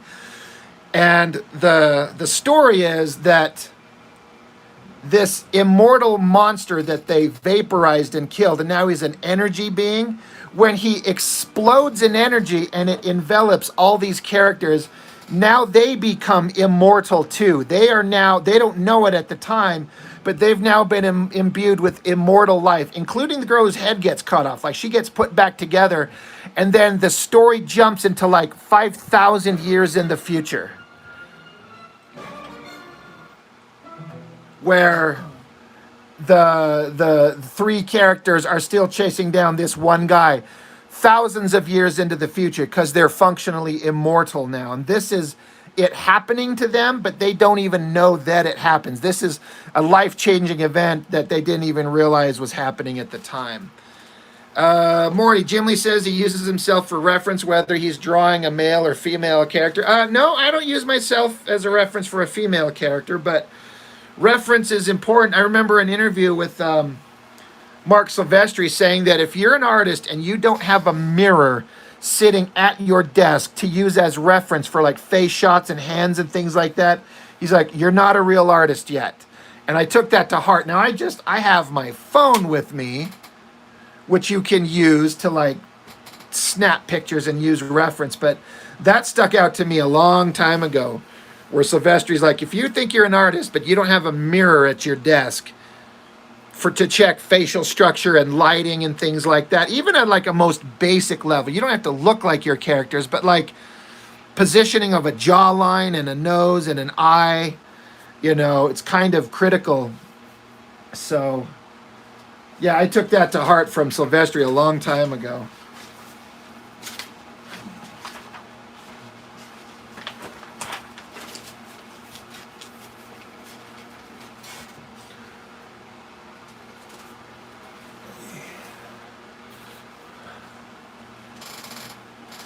Make sure the ink is dried on all these blotchy Kirby Crackle spots that I put down.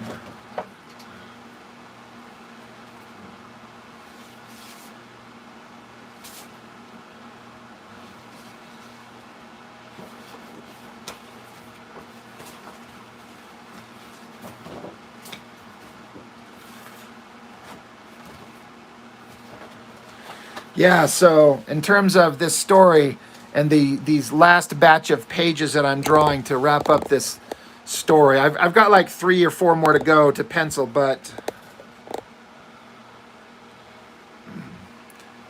like this is where it started. Heroes coming out of a portal. I got some backgrounds to finish. Like, these pages aren't all 100% done. But fight ensues. I got backgrounds to draw on that top panel. Guy gets stabbed through the chest.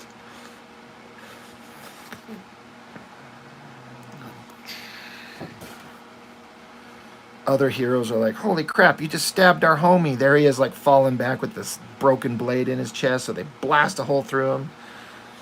I got to finish the trees in the background there. I got to finish background panels there. This is the immortal villain guy. Like, you haven't seen him in these pages because he got his heart ripped out by this guy in the previous pages that are old stories I drew back in the day. But he's standing back up, and his heart literally was ripped out of his chest, and it's just pouring back into him. Like, he can't die. And our heroes look at that, and they're freaked out, especially this guy, this character. He sees this demonic monster coming back to life. So he just shoots a super powerful laser blast, just vaporizes him down to nothing, just to atoms, blowing a giant trench in the ground. And they kind of sit around, but the one guy's like, dude, you don't understand. He's immortal. He's not dead, which leads us to the page we were talking about where his spirit reanimates, erupts as a ghost, blows up into a ball of energy, and then turns every character into an immortal being. And then, like I said, then we jump into couple thousand years into the future where they're still alive and still kind of tracking each other down and lamenting like what it's like to be living this long. What is it like to be immortal and live forever and blah, blah, blah, blah, blah. But yeah, I'm having fun with these pages. I'm just trying to, like, I'm honest, I'm just trying to draw, like, old school Image Comics, guys. That's all I've ever wanted to do.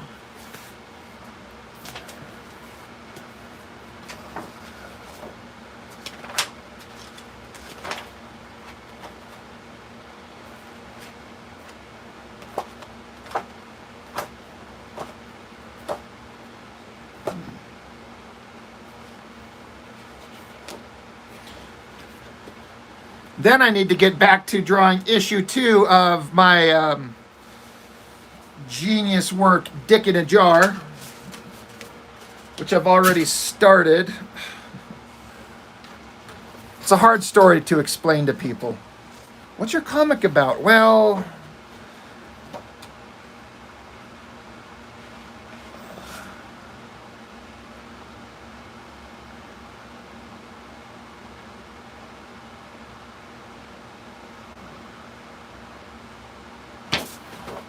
see. I think these are in order.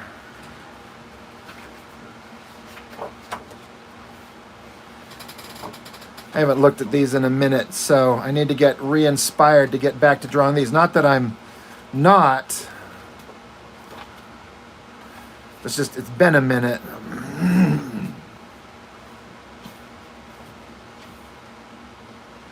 Oh yeah, these are out of order. Out of order!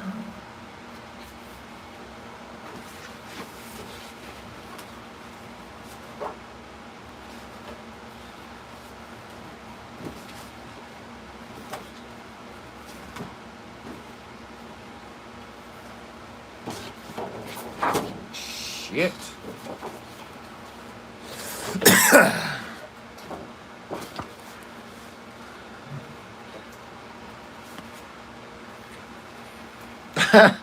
The old Image comic look is to draw one straight line and then one curved line and then one straight line and another curved line. That's funny. So we start out with character who got his arms and head cut off in the last issue, so he's getting put back together. We show him getting remade, cybernetic arms and everything like that, rebuilt. And then also other female character who's like no arms, no legs, just burn victim, but she gets rebuilt with this liquid metal that reforms her body, so she's kind of like coated in this liquid metal figure. And then then we cut to Guy, who was like one of the main focus characters of the previous book. He's got a space station in orbit. He's tracking stuff down. He's like, all right, I got to go do this thing. I kind of had fun with this planet shot and the like sunburst there and then the heavy shadows. He's like, all right, so he's got to get into his new outfit. I changed his outfit for this comic, which this is him getting, you know. Yeah, I'm putting all these out. These are all going to come out eventually. I'm just working on them all. This guy, he gets his goggles taken off, and we put a Cyclops-type visor on him. Now, for those of you who are new and don't know, I talk about in Liefeld videos often where they got this headgear that looked like robotic dicks hanging off the side of their head. So I very specifically and very intentionally put this gear on the side of his heads to look like robotic dicks. This book is kind of like, it's part joke, it's like parody, but not a pure joke. Like it's a action comic, but he's got headgear that looks like robotic penises. That is the intention.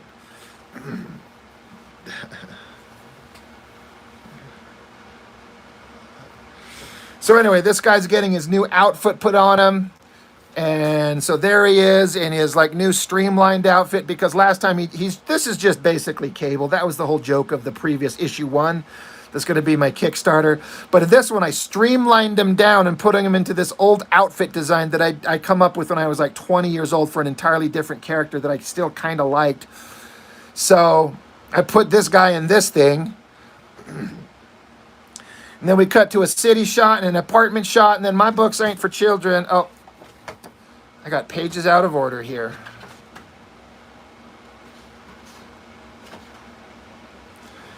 Here we go. All right. Because he's on his way to go help somebody. He knows that this character is in danger, of course, because I'm a guy and I'm drawing stupid comics. This character is introduced. She's a naked girl in a shower. She's showering. She's thinking about what's going on. Because she was in the last issue. But then it cuts to the bad guys are getting ready to go on their mission. They're after the girl. So they're getting together and they're having like ridiculous conversations with each other. Just I know what all the dialogue's going to be. But they're going to go on their mission. They're like, hey, you know, this guy's like, I'm in charge. And the girl's like, you're the biggest idiot of the group. Why are you in charge? He's like, because I am. And so then they go into a teleportation portal. I had fun with this, where they go to their teleportation portal. And this is where we'll get the names of the characters. We have Killsnap, Warwhore, Laserfag, and Tumor. That's the name of these 4 characters. Morty, if you're talking about the comic where Liefeld drew a wang in one of his comic books, was it the one where the girl was holding it in a jar? Because that's what this is a parody sequel to. I literally did a parody sequel to that comic. But yeah, bad guys are going into their portal. Back with our hero, stepping in on the girl, just getting out of the shower. They know each other. They've got a history. He's like, I'm here to help you. She doesn't want his help.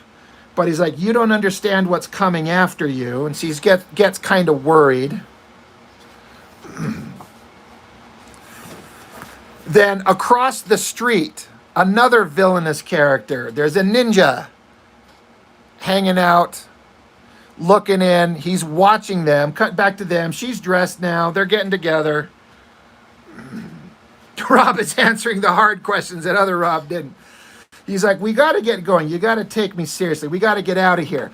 So they keep talking back and forth. This is where I kind of get some exposition to kind of explain what's going on. But right here at the bottom, our heroic guy, he gets an alert on his system. See, there's his robotic dick headgear. He gets an alert on his gear, and he's like, holy shit, we got to go. We got to go now. We got to run. Hurry, go. So they jump out of a window, and then the building behind them explodes. So they land down on the ground. And then from above, the 4 characters that were earlier in the issue, they are the ones who vaporized the building. They're standing up there ominously like, and you know, the one guy's like, dude, it's kind of like in Spaceballs. He's like, I told you, across her nose, not up it. He's like, I told you to give him a warning shot, not blow away the whole building. He's like, whatever, it's done. They jumped out. They're down there. So the bad guys jump down to go, fight our 2 heroes, which they're on the ground and they're picking themselves up. But then the ninja guy presents himself. And so there he is. They're going to have to fight him. Because he can like make multiple copies of himself. He's called the Norseman. It's Norse, which means ninjas of ridiculous size everywhere. So he can create ninja copies of himself, but they can be like 12 inches tall and 50 feet tall and a bunch of them. So that's why he's such a threat. And then while they're waiting on that, they're talking with the ninja guy. The girl's like, I got to get out of here. I don't know what's going on. Ninja guy's giving him threats. The girl's going to turn and go. But as she looks behind him, look of shock on her face. And then we get the obligatory, like, there's the bad guys.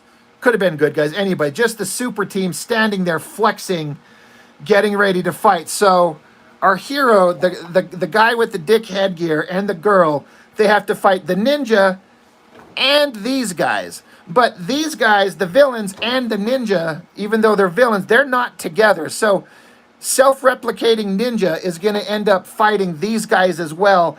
And I'm going to have a lot of bloody violence. It's going to be a lot of dismembering and just slaughter. And so that's as far as I've gotten on issue 2 of my ridiculous, like, I'm just going to go all out with, like, over the top insanity, ridiculous, like, comic book fun. So anyway, and then that's in addition to this thing that I'm trying to finish up for an additional kind of like, I have a theory of like an extra book on my Kickstarter that like if we get to a certain level, I'll have this additional one-off unique project book in there as well as issue 1 of the other book. So anyway, I'm working on a whole bunch of shit. I just want to draw comics, my friends. That's all I want to do. I just try to do the best I can. And like I said, I know Marvel's never going to be calling me up to draw for them, which is fine. But, you know, I'm going to have to call it a night here. I didn't realize it was this late. I've been going 2 hours. I do not want to get up and go to bed. But thanks, Danny. Yeah, man. I mean, I do. I mean, would I say no to Marvel? No, but I don't hear good things, like terrible page rates and things like that. I don't know. I mean, if I'm ever presented with that opportunity, I'll make that decision then.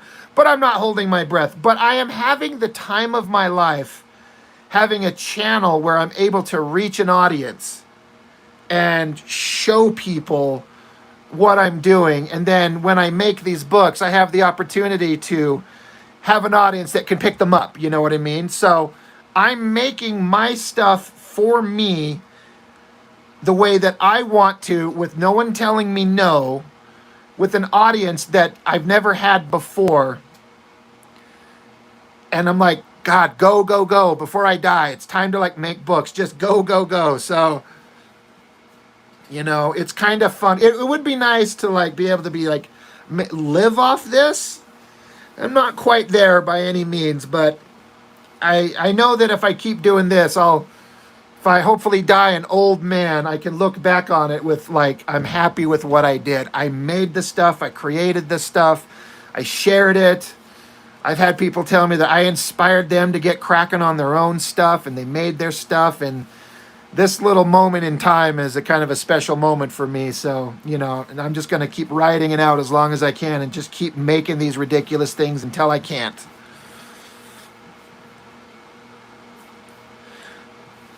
But, yeah, Morty, yeah, sequential art is hard, for real.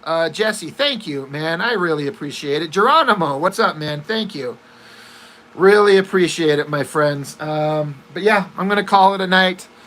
But it's been fun. I really enjoyed flipping through all that old ancient art of mine. That was a trip down memory lane. So thanks for hanging out with me on that one. And I at least got this page done. So thanks, guys.